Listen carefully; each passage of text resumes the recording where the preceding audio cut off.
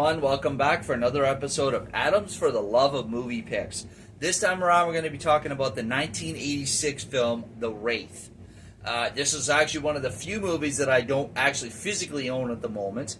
It is, so the way I was able to see it, it's available on Amazon Prime. And of course, you can buy it on DVD or Blu-ray, which I intend to do. But at the moment, I watched it on Amazon Prime.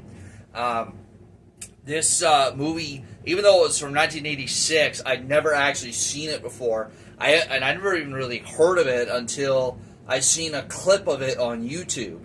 And it looked kind of interesting, so I thought I'd give it a watch. And it was pretty good, folks, I gotta say. A real classic 1980s film.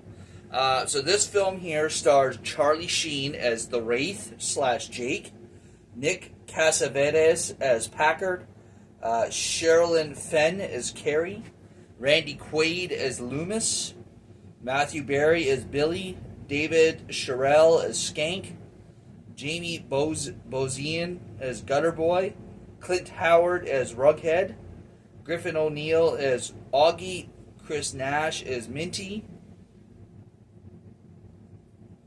and I think that's pretty much the extent of the well-known actors or the significant characters in this one. So the best way I could describe the Wraith, it's a little bit of like an early Fast and the Furious movie. It's the basis of it is this mysterious car / racer and mysterious boy show up in this town, this small Arizona town that has been terrorized by this local gang of motorheads that force people to race and then they steal their cars.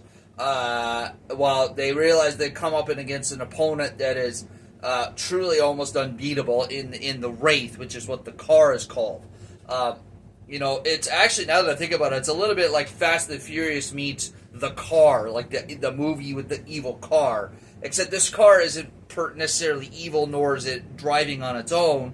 It's being driven by a guy with a purpose.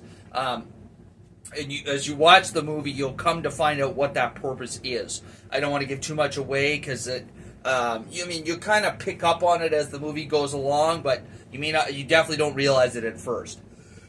Ooh, excuse me. One of the other things that I absolutely love about this movie is it's rare to find of any era, any year, any genre, find a movie with a good soundtrack.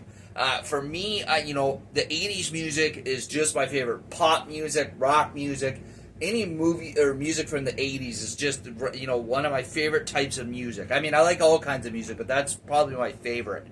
And this one, I gotta be honest, folks, probably has one of the best soundtracks I've heard since the Transformers movie, the 1986 Transformers movie.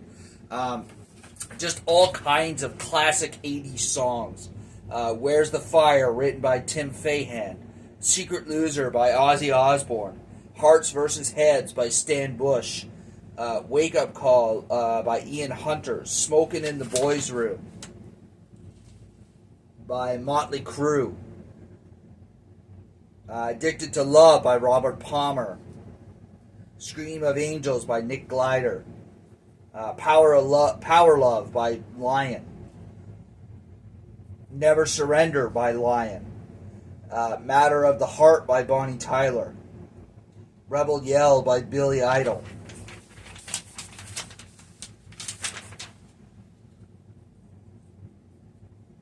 There's a couple other songs, but that's pretty much like the significant one. So you can tell just based on some of the names in that of how good of a soundtrack and musical score there is to this film.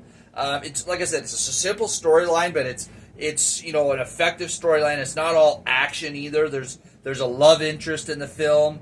And like I said, there's a hidden story behind everything that's going on that makes it really intriguing to watch. So there you are, folks. Not only that, but I gotta say, the Wraith, it was a custom-made car for this movie, as far as I know. So if you're a fan of really cool-looking cars, you'll like this movie as well. So there we are, folks. I highly recommend checking out The Wraith if you've never seen it before. And if you enjoyed this video, please click that thumbs up button, leave a like down below. As always, feel free to leave a comment down below in the comments section. And if you really enjoy my channel, please subscribe, alright folks? I would greatly appreciate it. You take care of yourselves, and we'll catch you next week for another episode.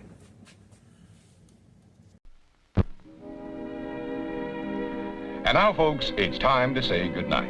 We sincerely appreciate your patronage and hope we've succeeded in bringing you an enjoyable evening of entertainment. Please drive home carefully and come back again soon. Good night.